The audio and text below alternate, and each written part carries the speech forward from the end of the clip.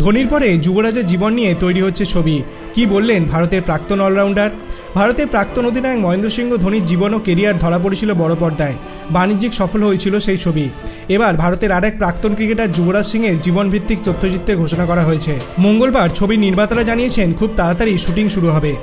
টি সিরিজের কর্ণধার ভূষণ কুমার এবং রবি ভাগচন্ডিকা যৌথভাবে এই ছবি নির্মাণ করছেন।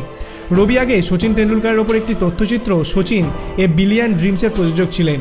আমির খানের আগামী ছবি সিতারে জামিন পারের প্রযোজকও তিনি।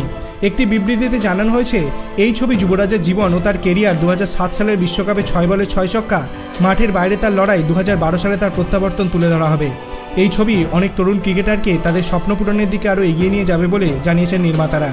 খুব তাড়াতাড়ি ছবির শুটিংও শুরু হবে বলে যুবরাজের চরিত্রে কে অভিনয় করবেন তা এখনও জানা যায়নি।